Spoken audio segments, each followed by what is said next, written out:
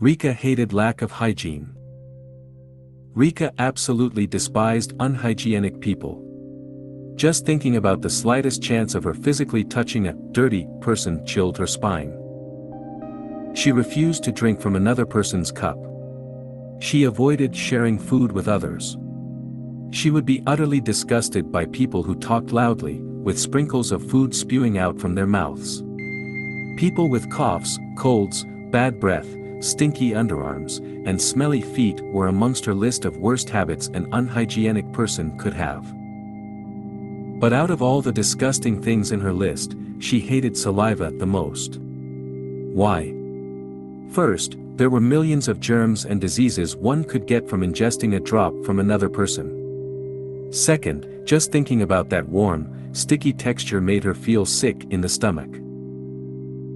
One time, she was in an elevator with a stranger, and as his face morphed into a semi-yawn, nose red, nostrils enlarged, eyes watery, she knew what was going to happen. She half ran to the farthest corner as the man exploded into a sneeze. Snot and spit were strewn in all directions.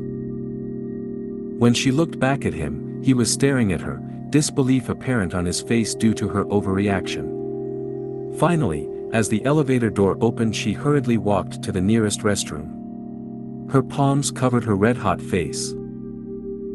Because of this attitude, people had a snobbish perception of her. Sure, she worked hard to be the smart, pretty girl in class to make up for this little anomaly of hers. But she did not really have someone to call a true friend. Not one soul dared to be close. All her life she had hated this body fluid, as if she did not have it and did not need it for digesting food. Still, she was very aware of what people thought of her, but she just couldn't help it. So, instead of trying hard to be normal, she avoided making friends. Until she met a boy. Rika instantly liked Caleb. A wide-eyed city boy with a nice smell, who didn't talk when he had food in his mouth. Though, she didn't like him only because of those qualities. He listened intently to everything she said, and she felt that he was truly seeing her for who she is. They got to know each other better when she toured him around campus on his first day. The second day, they ate lunch together. A few days later, they hung out after school, sharing each other's taste in literature, movies and music. Before she realized it, she was falling for him. Hard. But until then he did not thoroughly understand her distaste for germs. It was a Friday afternoon and their last class had just ended. Caleb tapped Rika's shoulder and whispered into her ear. "Can you come with me somewhere? I want to show you something." Her heart flushed. She had been waiting for this moment all along. Is he going to confess? Will he finally ask me to be his girlfriend? Excited, girlish thoughts ran through her mind, but she exuded modest behavior. As much as she liked him, she didn't want him to think that she was an easy girl. She agreed to come with him. They rode in Caleb's truck, and drove off to a somewhat secluded lake. Like a gallant knight, he escorted her out of the vehicle and led her to a beautiful spot. He put his jacket on the ground for her to sit on. They picnicked by the waters. Caleb thanked Rika for everything she had done for him. He told her adjusting to a new town and school was pretty scary for him. But with her being there, he said he could cope better. Rika blushed. It was far from a confession, but it was enough to strike a chord in her heart. Caleb, although not obviously, was dazzled to be with this charming girl. A mischievous idea formed in his head. He stood up, took off his shirt and pants, then dived into the water. Rika was dumbfounded at first.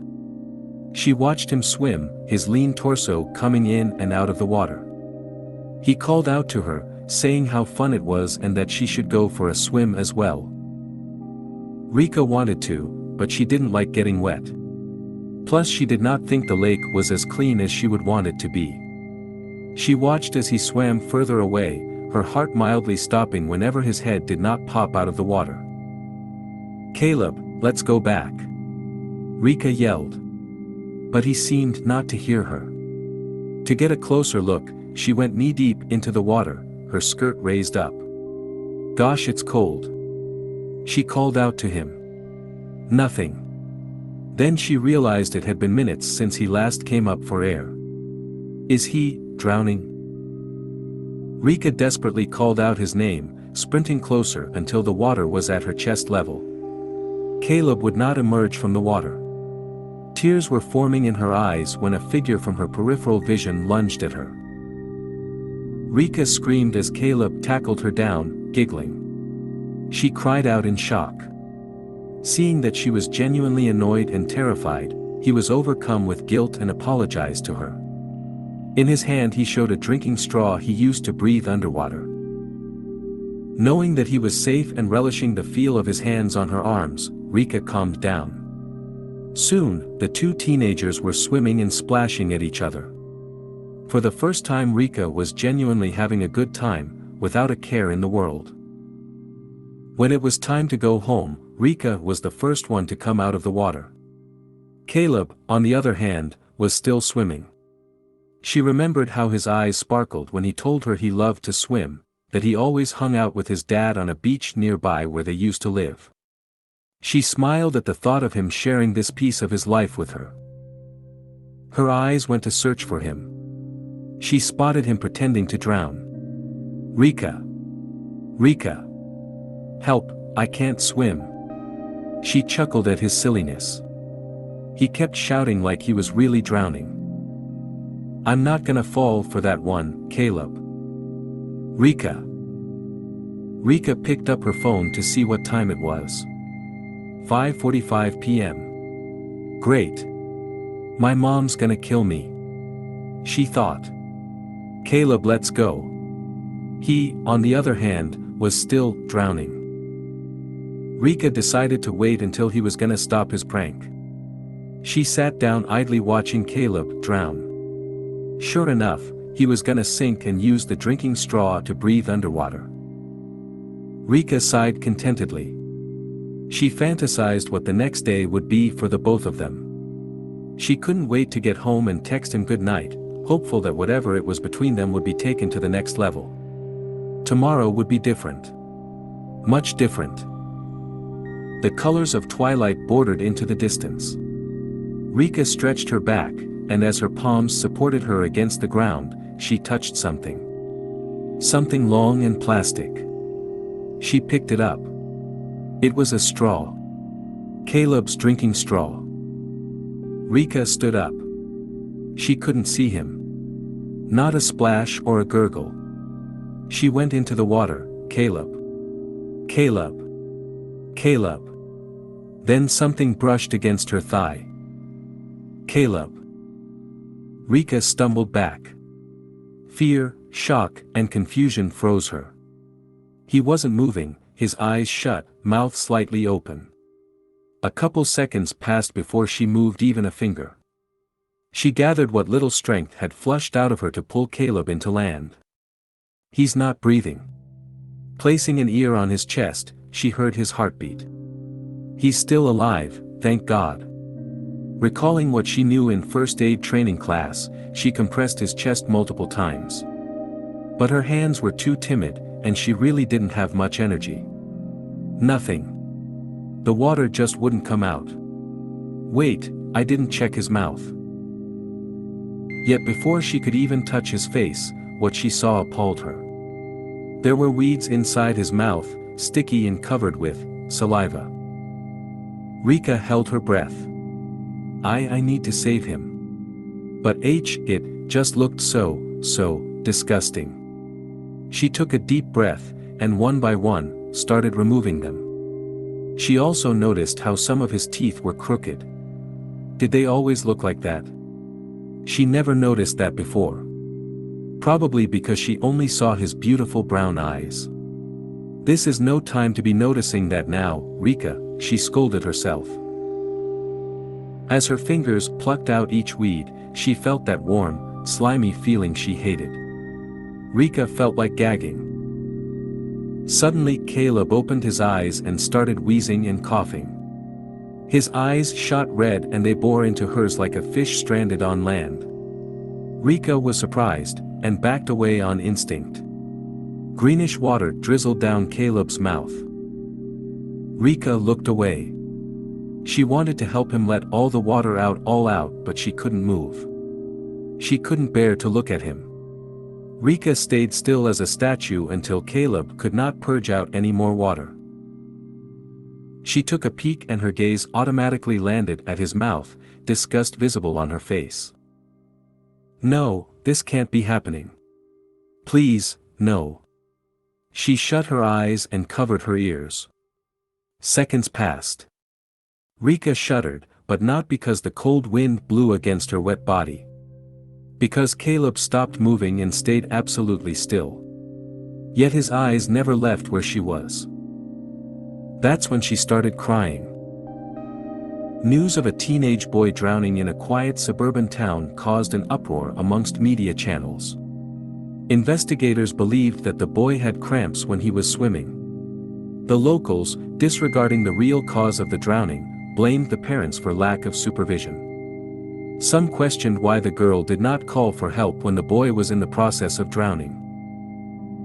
For weeks Rika did not get out of the house, in fear of being caught up in the storm the tragedy had brought upon their town. Her parents were especially worried.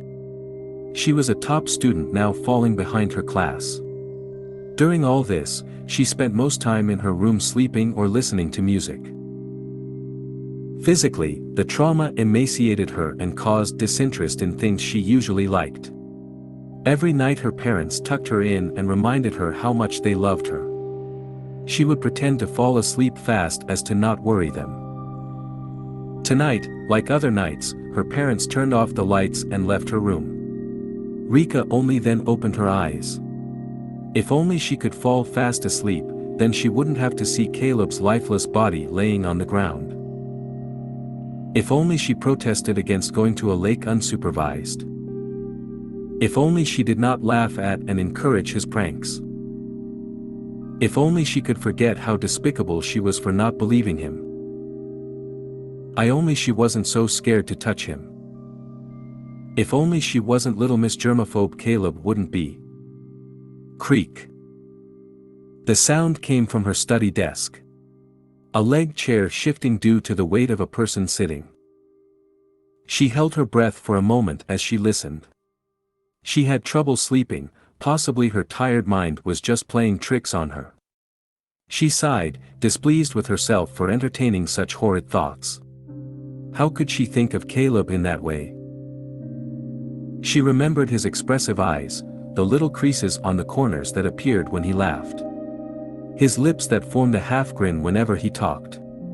Yet how earnestly they would shut when it was her turn to speak. She loved those lips. And often she dreamt how they would feel against her own. Drop. Rika felt something wet drop on her cheek. With her eyes still closed, she brushed it off with the sleeve of her shirt. But then it was followed by another, then another. Something liquid kept dropping on her face. As she touched it she felt that familiar, slimy, sticky feeling on her fingertips. I never got to tell you, Rika, a voice on top of her said. She opened her eyes. From what little light the moon shone through her window, she saw his bloated face, all features of a charming boy gone. Rika opened her mouth but a wet clammy hand covered her screams. Caleb hunkered down closer on top of Rika, almost covering her entire body. She felt his whole body, soaking wet as greenish lake plants soiled her bed. She grasped for breath under his huge hand that covered her lower face. Caleb lowered his face to hers and placed his mouth close to her ear. I never got to tell you that I like you. His icy breath raised all the hair on her sensitive neck. Rika struggled against his weight and tried to scream for her dad, but every time she did so he held her mouth even tighter. It hurt. I know you like me back too, then why didn't you? He looked at her with such confusion and pain. People told me things about you but I didn't listen to them. They did not know you like I do. Still why didn't you? Rika desperately shook her head. She tried to tell him it wasn't like that. That she was sorry, truly sorry. If only you knew, Caleb. A tear fell on her cheek. Caleb wiped it. What he said to her sent a wave of pure terror traveling across her entire being. I never got to kiss you, too. Caleb lowered himself down until his face almost touched her, firmly pinning the girl down on her bed. Rika squirmed and thrashed, but it was no use. She fought against him, but he was just stronger. A kiss from a fair maiden, Caleb removed his fingers covering her full lips. Before she could protest, he covered her mouth with his. She tried to push his face away with her hands. Her fingernails clawed at his face, peeling off decayed flesh. His slimy, sticky tongue forced its way deep into her. A kiss so passionate it almost killed her.